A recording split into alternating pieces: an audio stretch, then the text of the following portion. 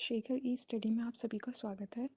प्रिय विद्यार्थियों, हमारे इस ऑनलाइन इंस्टीट्यूट के माध्यम से आप सभी को गणित और हिंदी विषय का आधारभूत तरीके से अध्यापन कराया जाता है, जिसमें कहीं अगर थोड़ी बहुत त्रुटि हो जाती है तो उसके लिए हम क्षमा प्रार्थी हैं और इस संबंध में आपके सुझाव आमंत्रित हैं। धन्यवाद।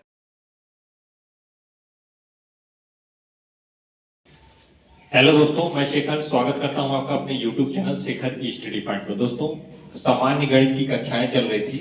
हम सुपर टेट 2026 को ध्यान में रख के कक्षाएं स्टार्ट किए हैं, जिसमें हम प्रीवियस ईयर के प्रश्नों को सॉल्व कर रहे थे। आपको पता होगा सुपर टेट 2019 में एक बार हुआ था बहुविकल्पी में, इसके पहले भी हुआ था लेकिन वो डिस्क्रिप्टिव था, उसमें लिखना था, ठीक है। लेकिन जो 2019 में हुआ था उसमें ऑब्जेक्टिव था, जिसमें कैसे कैसे प्रश्न पूछे गए हैं उन सारे प्रश्नों की चर्चाएं यहाँ पे की जा रही हैं, ठीक। जैसे ही ये समाप्त होता है प्रीवियस ईयर का प्रश्न, उसके बाद हम अपने टॉपिक की तरफ चलेंगे और टॉपिक को विस्तृत तरीके से अध्ययन करेंगे, ठीक है। तो बाकी सारी चीजें आपको कल के वीडियो में बता दी गई हैं। अगर आपने नहीं देखा है तो इसके पीछे का पार्ट 1 देख लीजिएगा, प्लेलिस्ट में पड़ा हुआ है। हमने लगभग 5 प्रश्नों को वहां पे सॉल्व कराया था जो 2019 की परीक्षाओं में पूछे गए थे। उसी क्रम में अब अगला प्रश्न होगा जिसे हम यहाँ पे देखते हैं, ठीक है। ये कुछ समीकरण दिए हुए हैं। यदि a की पावर x बराबर b की पावर y बराबर c की पावर z तथा b स्क्वायर बराबर ac हो, तब y का मान क्या होगा। यह प्रश्न जो है 2019 की परीक्षा में आया था। आपको पता है मैथ 20 नंबर की आती है, बड़ी निर्णायक भूमिका में होती है, ठीक है।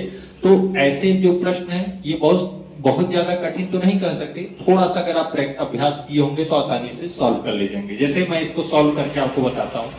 दिया है a की पावर x बराबर b की पावर y बराबर c की पावर z। अब ये a बराबर b बराबर c मतलब ये बराबर है, तीनों बराबर है, जितनी भी पावर लगी है, अर्थात इनके जो मान है वह आपस में बराबर है, क्योंकि यहाँ पे बराबर का साइन दिया हुआ है। हम क्यों ने इसको बराबर एक कोई कांस्टेंट वैल्यू k मान ली। अब हम कह सकते हैं a की पावर x बराबर k, b की पावर y बराबर k, c की पावर z बराबर k। मतलब ये तीनों के बराबर होंगे, ठीक है, एक एक करके। क्योंकि ये तीनों आपस में बराबर हैं तो ये कांस्टेंट वैल्यू के भी बराबर होंगे। तो हम लिख सकते हैं a की पावर x बराबर k, b की पावर x बराबर k, सॉरी b की पावर y और c की पावर z बराबर k, ठीक है। देखिए ये सारी चीजें जब आपको टॉपिक में बताई जाएगी तो और आपका अभ्यास होगा तो और बेहतर समझ में आएगा। लेकिन ये पहले आपको प्रीवियस ईयर इसलिए बताया जाता है क्योंकि आप ये जान पाए कि प्रश्न कैसे कैसे आते हैं, ठीक है। तो अब देखिएगा, इसको घातांक के नियम के आधार पर लिखेंगे। घातांक और करणी जब आपको बताया जाएगा तो नियम और आपको बताए जाएंगे। यहाँ पे जो नियम है, जैसे a की पावर x है, जब इस पावर को आप k पर ले जाएंगे तो ये हो जाएगा k की पावर 1 बाई एक्स, ठीक है। ये x जो है ये बटे में हो जाएगा 1 बटे x, क्योंकि यह बराबर के इस पर k पे चला गया। b की पावर बराबर k है तो k बराबर k, जब ये y इस k की तरफ जाएगा तो 1 बटे 1/y, ठीक है। k ये ऐसे रहेगा, जब z k के पास जाएगा तो 1/z, ठीक है। अब हम लिख सकते हैं ये बराबर a हो गया, ये बराबर b हो गया, ये बराबर c, क्योंकि ये क्या है पावर इस पे चली गई तो ये केवल बचे क्या, a बचा, यहाँ b बचा, यहाँ c बचा, ठीक है। अब ये हो गया आपका इसी के फॉर्म में हो गया, क्योंकि a b c यहाँ पे है तो x y z हट चुका है, तो हमने a b c के फॉर्म में पहले बना लिया इसको, ठीक है। अब हम इस समीकरण में इनका मान रख देंगे। है समीकरण क्या, b स्क्वायर बराबर ac। b का मान क्या है, b का मान देखिए ये है k की पावर 1/y। a का मान क्या है, a का मान है k की पावर 1/x। ये देखिए कोई साइन नहीं है तो गुणे का साइन माना जाता है। c का मान क्या है, c का मान है k की पावर 1/z। अब देखिए घातांक का नियम होता है जब आधार समान हो और गुणे का साइन हो तो जो घात होते हैं वो आपस में जुड़ जाते हैं। तो हम लिख सकते हैं k की पावर 1/y बराबर k की पावर, अब आधार समान है तो इनके घात जोड़ दीजिए 1/x प्लस 1/z, ठीक। अब देखिए k की पावर 1/y बराबर k की पावर 1/x प्लस 1/z। आधार समान है, आधार कैंसिल हो गए। अब बचा क्या, 1/y बराबर 1/x प्लस 1/z, ठीक है। हमको क्या करना है, यहाँ पे देखिए एक चीज हम भूल गए, इसको आप देखिए ये वर्ग b स्क्वायर है तो ये स्क्वायर इसके साथ लगते हुए आएगा, ठीक है। जब ये स्क्वायर इसके, जब ये चूंकि k की पावर 1/y की पावर 2 है, जब ये 2 को हटाएंगे तो ये इसके साथ गुणा हो जाएगा, यहाँ हो जाएगा 2y। ठीक है, इसको आप नोट कर लीजिएगा, यहाँ पे स्किप हो गया था। b की पावर 2 है ना, तो ये 2 इसके साथ आता जाएगा, और ये जब 2 आप इसको सॉल्व करेंगे तो ये 1 के साथ आ जाएगा, 2 की पावर y हो जाएगा। ठीक है, अब आपसे पूछा है y का मान, मतलब आपको केवल और केवल y चाहिए, तो क्या करेंगे आप? अगर y के लिए क्या करेंगे, अब यहाँ पे देखिए लिखेंगे y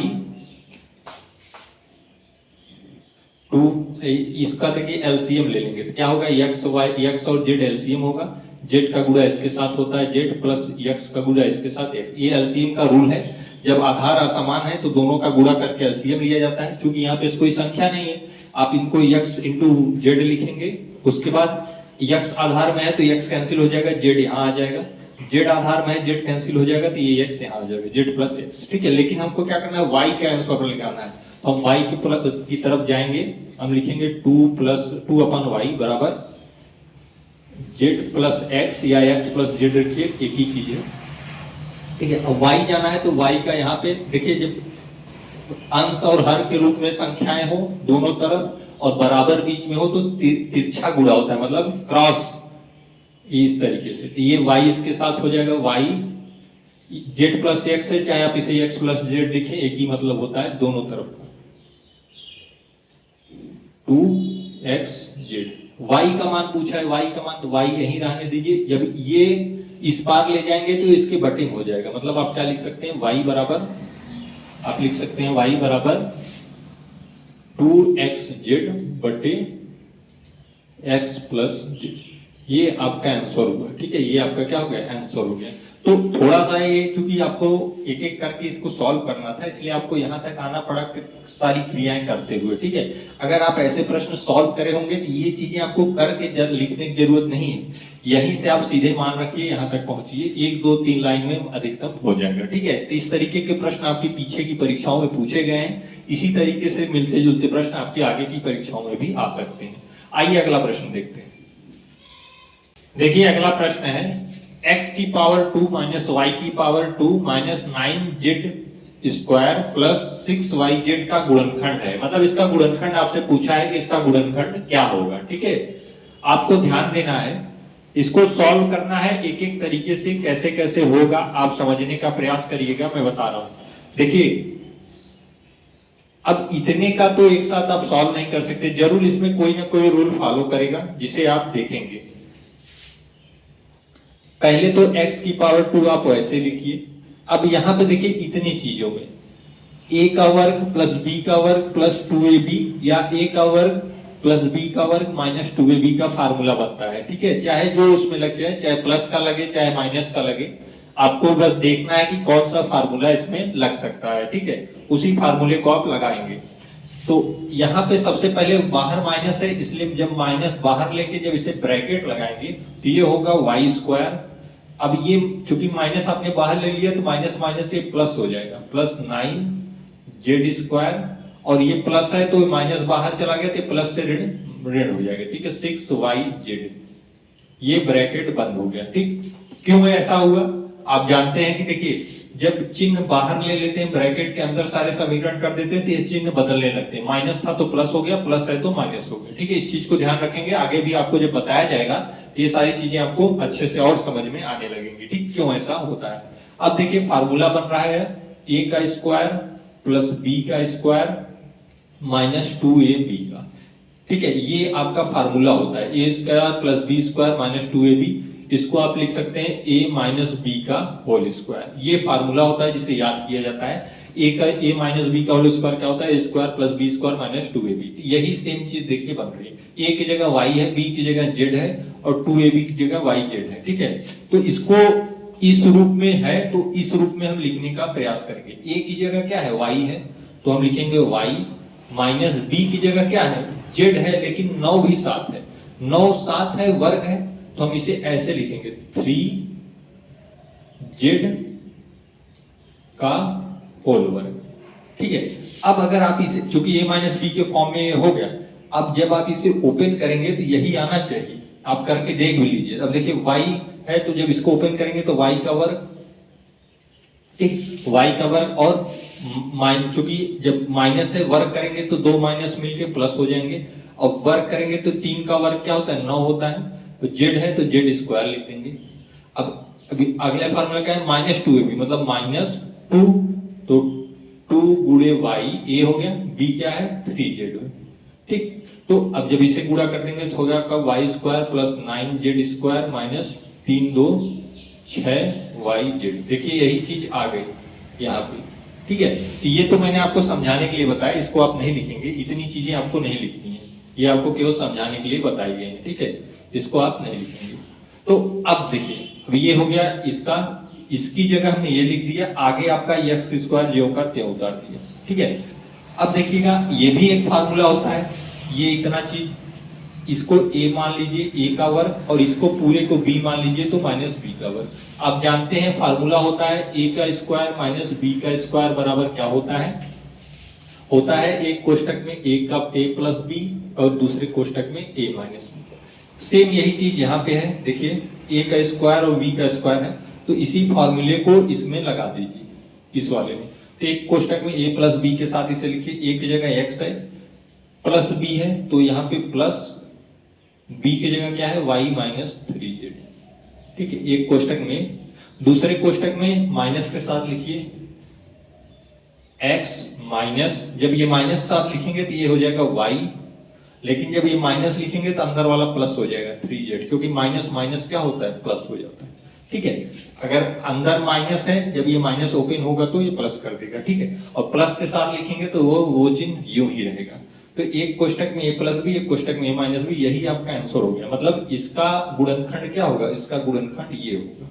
कैसे हमने किया, मैंने इसको एक पूरे को एक समीकरण के रूप में, इस समीकरण के रूप में सेट कर दिया, मतलब a square plus B square minus 2ab के जो फार्मूला होता है, इसी में मैंने इसको रख दिया, इस पूरे सूत्र को, तो इस फॉर्म में आ गया। अब ये बचा और ये बचा, फिर ये फार्मूले इस पे लागू हो गया और इसी के अनुसार हमने यहाँ पे सेट कर दिया, ये आंसर आ गया, ठीक है।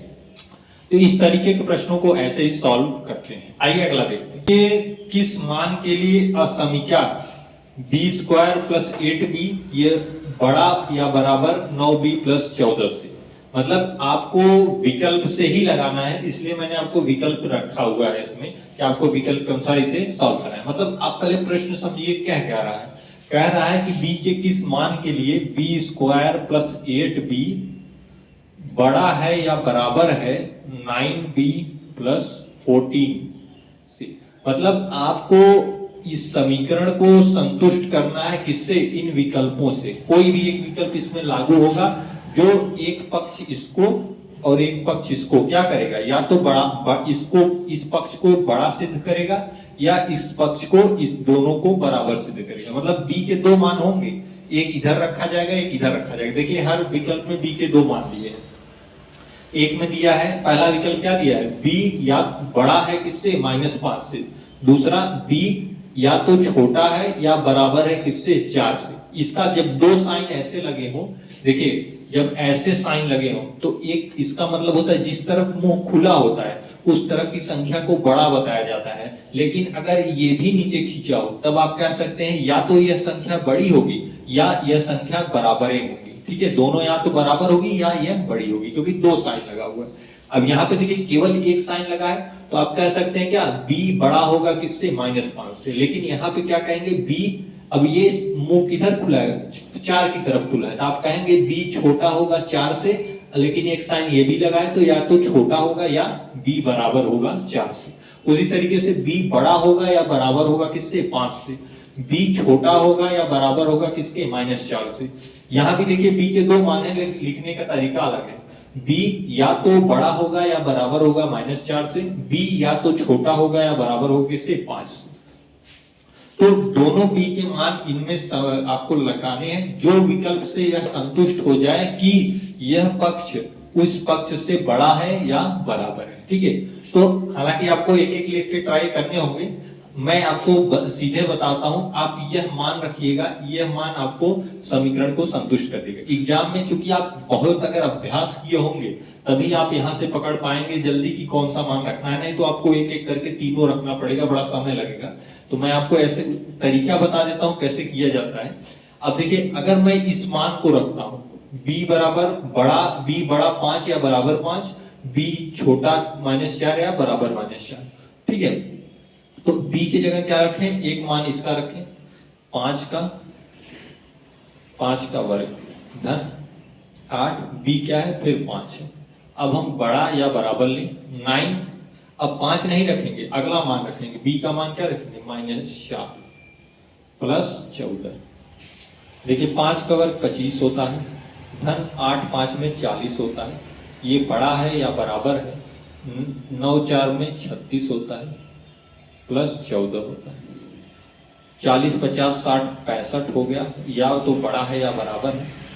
14 हटाएगा क्या आएगा 2 22 10 32 4, लेकिन माइनस में। अब देखिए क्या इसका मतलब क्या हुआ, 65 क्या है बड़ा है -22 से। ठीक है, तो बड़ा एक चीज संतुष्ट होनी चाहिए, या तो बड़ा हो या बराबर हो। ठीक है, अगर दोनों हो जाता है बड़ा बराबर, वो संभव नहीं है, या तो बड़ा ही होगा या बराबर होगा। तो क्या है एक चीज इसमें संतुष्ट हो गई, क्या है बड़ा हो रहा है। ठीक है, तो इसलिए बराबर हटा दीजिए। आपका विकल्प यह इस क्वेश्चन को यह विकल्प संतुष्ट करता है कि बी बड़ा है किससे, अगले वाले बी के मान से। तो 65 बड़ा है -22 से। अब जानते हैं ऋणात्मक संख्या है तो जाहिर सी बात है धनात्मक कोई भी संख्या उससे छोटी ही होती है। ठीक है, तो -22 किससे छोटा है 65 से छोटा है, और यही आपका प्रश्न भी है कि ये पक्ष क्या है बड़ा होगा इससे या तो बराबर होगा। ठीक है, तो यह मान हमने रख के इसको सॉल्व किया। अच्छा, आप सोचते होंगे क्यों सीधे 5 रख दिए, या तो हमको क्या रखना है b से छोटा 5 से छोटा मान रखना है, या तो 5 को रखना है, क्योंकि बड़ा या बराबर का साइन है। यहाँ पे b से -4 से छोटे मान रखने हैं या -4 को ही रखना है, क्योंकि दो साइन लगा है बड़ा या छोटा या बराबर का। ठीक है, तो थोड़ा सा टिपिकल क्वेश्चन है, लेकिन आपकी परीक्षा में आया हुआ है सुपर टेट 2019 में, इसलिए आपको समझने की आवश्यकता है। बाकी ऐसे प्रश्न आ भी सकते हैं, क्योंकि एक बार पूछे गए हैं तो आ भी सकते हैं, रूप बदल सकता है। आप इनको अधिक से अधिक अभ्यास करेंगे तो आप लगा पाएंगे, विकल्प से ही लगते हैं, नहीं तो ऐसे आप सॉल्व नहीं कर पाएंगे, उसे मुलझे रह जाएंगे। ठीक है, और जरूरी नहीं है कि इनमें से कोई नए विकल्प हो, बहुत कम चांस होते हैं यह विकल्प सही होने के, बाकी कोई ना कोई इसमें हो जाता है। ठीक है, तो आइए अगला प्रश्न देखते हैं। यदि किसी संख्या का 20% 120 हो तो उस संख्या का 120% क्या होगा। यह भी परीक्षा में पूछा गया प्रश्न है, बहुत आसान प्रश्न है, आपको एक नंबर बहुत आसानी से मिल जाता है। यदि किसी संख्या का 20% क्या है 120 है, तो उसी संख्या का 120% क्या होगा। इसके दो तरीके में बताता हूं। एक तो जो प्रॉपर जैसे लगाया जाता है वो एक शॉर्टकट। ठीक है, तो कैसे लगाया जाएगा, माना वह संख्या, अक्सर मान लेते हैं माना, ये समझने के लिए बता रहा हूं आपको, बाकी शॉर्टकट में आपको भी बताऊंगा। माना वह संख्या क्या है, मान लीजिए n है, मान लिया वह संख्या n क्या कह रहा है, किसी संख्या का 20%, मतलब हमने वह संख्या m मान ली थी, इसका m का क्या है 20% क्या है 120 है। ये आपके प्रश्न में दिया है, मैंने कहीं से लिखा नहीं, प्रश्न में दिया है किसी संख्या का 20% 120 है। तो वह संख्या पहले निकाल लीजिए, अर्थात m का मान निकाल लीजिए। तो m बराबर परसेंट है तो परसेंट हटाएंगे तो बटे 100 हो जाता है, बराबर 120 से। ठीक है, 0 0 से कैंसिल, 10 का गुणा हो जाएगा, m बराबर हो जाएगा 10 का जब गुणा करेंगे तो 1200 हो जाएगा। ठीक है, बटे ये 2 है, इसके भाग चला जाएगा, m बराबर क्या आ गया 600, 2 से काट देंगे, 2 6 12 600 हो जाएगा। तो m बराबर आपका आ गया 600। ठीक, कह रहा है कि उसी संख्या, मतलब संख्या आपको पता चल गई क्या 600, उसी संख्या का 120% मतलब 120% है तो बटे में 100।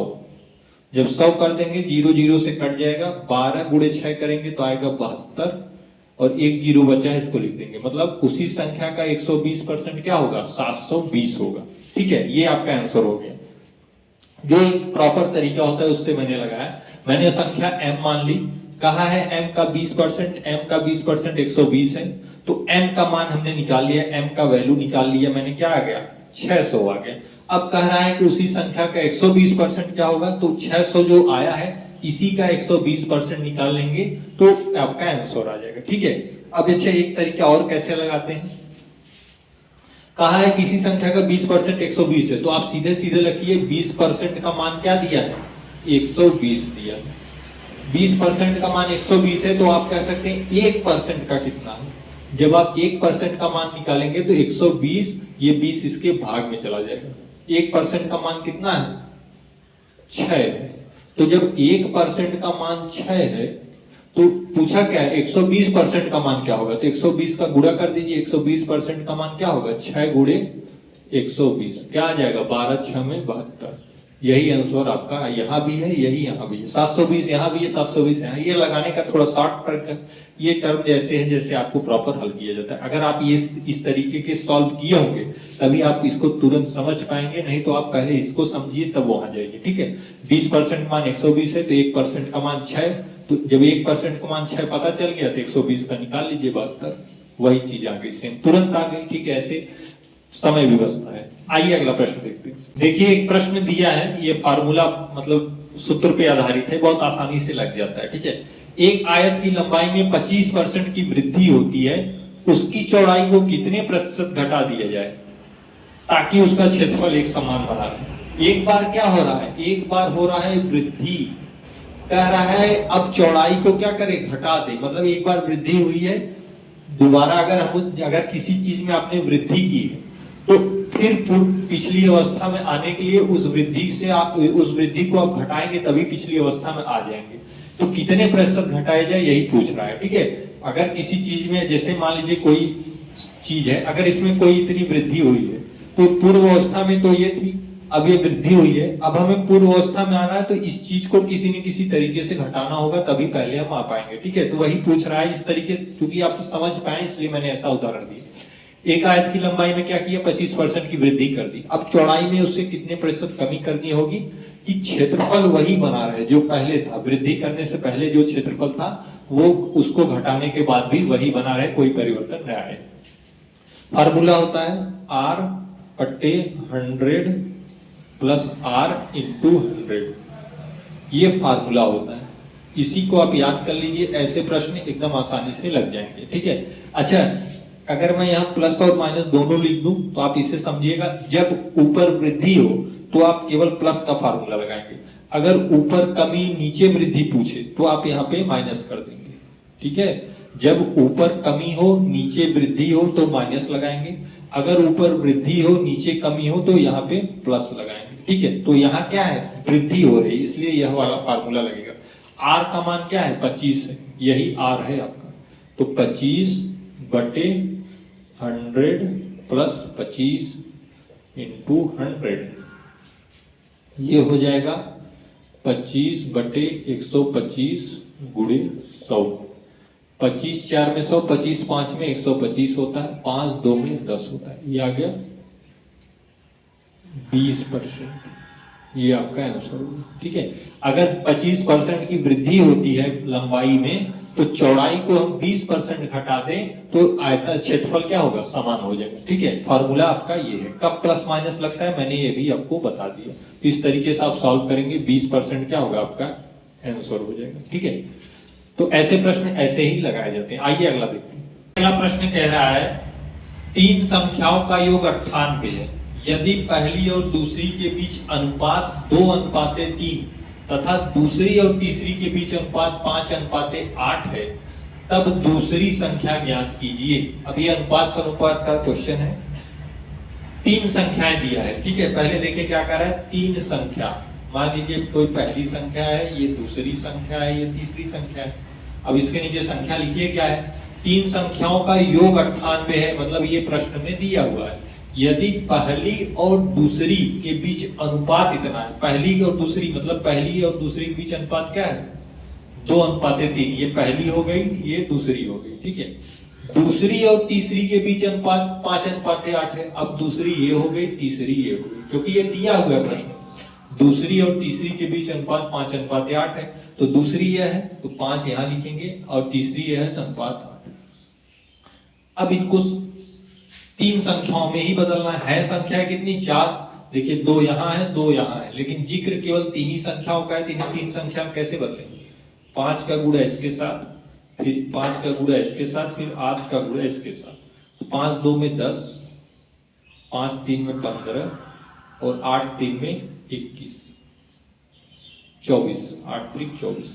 3 संख्याएं आपकी बन गई, लेकिन ये क्या है अनुपात में, तो इन अनुपातों को क्या कोई वैल्यू, अगर आप अनुपात को हटाएंगे तो कोई कांस्टेंट वैल्यू मारेंगे, तो आप 10:15 15:24 है, अब इनका योग क्या है, 98 है। इन तीनों संख्याओं का योग क्या दिया है, 98 दिया है। तो आप इसे ऐसे लिख सकते हैं अनुपात हटाने के लिए 10x plus 15x plus 24x बराबर 98। अगर आप सोचिए मैं यहाँ पे x लिख ही दूं, 10x 15x और 24x, तो अनुपात में है तो जाहिर सी बात है कट जाएंगे, ठीक है, कोई मतलब रहेगा नहीं, इसलिए x यहाँ पे लिख दिया गया। अब आप x की वैल्यू निकाल लीजिए, 15 10 25, 25 और 24 49, 49x बराबर 98। तो x बराबर क्या हो जाएगा, 98 बटे 49, 40 2 में 80, 9 9 18, मतलब 49 2 में 18। तो x का मान क्या आ गया, 2 आ गया। आपसे पूछा है क्या, दूसरी संख्या ज्ञात कीजिए। तो दूसरी संख्या कौन सी है आपकी, यही है 15x, ये है 15x। x का मान 2 है, तो दूसरी संख्या क्या हो जाएगी, दूसरी संख्या क्या हो जाएगी, 15x है। तो x का वैल्यू लिख दीजिए, 15 गुणे 2 बराबर 30। ये आपकी क्या हो गई, दूसरी संख्या हो गई। क्या हो गई, दूसरी संख्या हो गई। ठीक है, कैसे कैसे मैंने किया आपने देखा, 3 संख्याएं थी, पहली दूसरी तीसरी, अनुपात में दिया है तो अनुपात को ऐसे रखा जाता है, 2:3 और 5:8। क्योंकि 4 संख्याएं बाद 3 संख्याओं की हुई है, उनका योग 98 दिया है। 5 2 में 10, 5 3 में 15, 8 3 में 24। योग दिया है तो x करके x का मान निकाल लेते हैं। दूसरी संख्या पूछा है तो x का मान दूसरी में पेस्ट कर देंगे, आ जाएगा 30। ये आपका आंसर हो गया। ठीक है, वीडियो काफी लंबा चला जाएगा, इसलिए आज के पार्ट को यहीं पे रोकते हैं। बाकी अभी और भी प्रश्न है, क्योंकि 20 प्रश्न आते हैं 20 नंबर के, तो ऐसे धीरे धीरे हम एक पार्ट और आएगा, उसमें हम सॉल्व कर लेंगे, फिर अपने टॉपिक पे चलेंगे। ठीक है, तो अच्छे से आप देखिएगा, इसको सॉल्व करने का प्रयास करिएगा। आज के पार्ट में फिलहाल इतना है।